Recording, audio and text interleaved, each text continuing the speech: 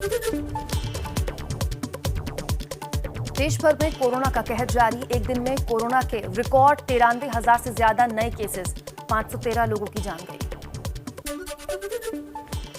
Corona की रफ्तार पर एक्शन में सरकार। पीएम मोदी ने कैबिनेट सचिव, प्रधान सचिव और स्वास्थ्य सचिव समेत कई बड़े अधिकारियों के साथ बैठक की। महामारी पर काबू पाने की रणनीति पर चर्चा हुई। महाराष्ट्र में टूटा कोरोना के कहर के रिकॉर्ड। एक दिन में 57,000 से ज्यादा नए केसेस, 222 लोगों की जान गई। मुंबई में एक दिन में रिकॉर्ड 11,000 से ज्यादा नए मरीजों की संख्या बढ़ गई। महाराष्ट्र कैबिनेट का कोरोना को लेकर कड़े प्रतिबंध का फैसला। राज्य में शनिवार और रविवार को लगेगा सख्त लॉकडाउन। आज रात 8 बजे से 30 अप्रैल तक नाइट कर्फ्यू। केवल जरूरी सेवाओं को ही छूट मिलेगी। महाराष्ट्र में दिन में धारा 144 लागू रहेगी। मॉल्स, थिएटर, सिनेमा हॉल, खेल के मैदान, salon, beauty parlour, park, garden सब बंद रहेंगे। सार्वजनिक जगहों में घूमने पर रोक। बड़ी फिल्मों की शूटिंग पर को भी इजाजत नहीं। महाराष्ट्र में होटल और रेस्टोरेंट्स में बैठकर खाना खाने की इजाजत नहीं। खाना बाहर से लाया जा सकता है। शादी समारोह में 50 से ज्यादा लोगों के शामिल होने पर रोक।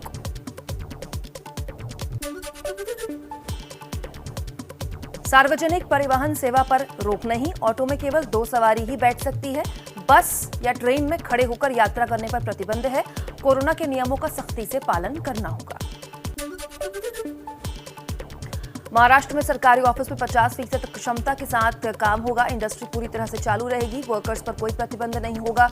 वर्कर्स के रहने की सुविधा वाले कंस्ट्रक्शन साइट पर भी काम जारी रखने की बात कही गई है। महाराष्ट्र के सीएम उद्धव ठाकरे ने पूर्व सीएम देवेंद्र फडणवीस से फोन पर बात की। कोरोना के खिलाफ लड़ाई में सहयोग की गुजारिश की। महाराष्ट्र में वीकेंड लॉकडाउन को लेकर पूर्व सीएम देवेंद्र फडणवीस की लोगों से अपील। कोरोना के नए नियमों के पालन और सरकार के फैसले में सहयोग करने को कहा। महाराष्ट्र में वीकेंड लॉकडाउन पर बीजेपी नेता चंद्रकांत पाटिल ने उठाए सवाल। कहा, आपने शुक्रवार से सोमवार तक लॉकडाउन का फैसला किया है। क्या कोरोना दिन देखकर आता है? महाराष्ट्र में दूसरे लॉकडाउन की आशंका से दहशत में वर्कर्स। मुंबई से घर लौटने लगे हैं सैकड़ों लोग। स्टेशंस पर फिर से भारी भीड़। दिल्ली में एक दिन में कोरोना के 4,033 नए केसेस, 21 लोगों की जान गई। 4 दिसंबर के बाद पहली बार 4,000 से ज्यादा पहुंचा मरीजों का आंकड़ा। यूपी में शहरी इलाकों में मरीज मिलने पर कंटेनमेंट जोन बनेगा। एक मरीज मिलने पर 20 से ज्यादा मरीज मिलने पर 60 घरों को सील किया जाएगा। 14 दिन तक आवाजाही पर रोक रहेगी। राज्य में एक दिन में मिले हैं 4,000 से ज्यादा नए केसेस। गुजरात सरकार के 2 और मंत्री कोरोना पॉजिटिव। वन एवं पर्यावरण मंत्री गणपत वसावा और श्रम रोजगार मंत्री दिलीप ठाकोर की रिपोर्ट पॉजिटिव आई है। आईपीएल मैच से पहले एक और क्रिकेटर कोरोना पॉजिटिव। आरसीबी के देवदत्त पंडिक्कल कोरोना पॉजिटिव निकले हैं। अब तक 3 क्रिकेटर्स पॉजिटिव पाए गए हैं। एक्टर अक्षय कुमार के बाद गोविंदा भी कोरोना पॉजिटिव हो गए हैं। दोनों होम क्वारंटीन में हैं। अक्षय ने संपर्क में आए लोगों से जांच कराने की अपील की है। एमपी के सागर में 118 साल की बुजुर्ग महिला ने लगवाया कोरोना का टीका। बुंदेली में कहा, कछु दिक्कत नहीं है।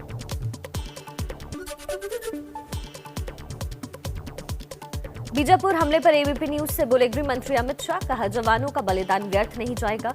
नक्सलियों के खिलाफ लड़ाई और मजबूती के साथ जारी रहेगी और परिणाम तक लेकर जाएंगे। नक्सली हमले के बाद असम से लौटे छत्तीसगढ़ के सीएम भूपेश बघेल पुलिस के आला अधिकारियों से ली घटना की जानकारी। अस्पताल पहुंचकर घायल जवानों का हाल भी जाना। बोले, कोई इंटेलिजेंस फेलियर नहीं हुई है। पूर्व सीएम रमन सिंह ने भूपेश बघेल के असम में प्रचार को लेकर के बोला हमला। कहा, राज्य में इतना बड़ा हादसा हो गया, इतने जवान शहीद हो गए और बघेल असम में प्रचार कर रहे हैं। रोम रोम जल रहा है, नीरो बंसी बजा रहा है। चेन्नई में बीजेपी अध्यक्ष जेपी नड्डा ने नक्सली हमले को लेकर कांग्रेस पर साधा निशाना। बोले, नक्सलवाद के प्रति कांग्रेस का रुख नरम रहा है।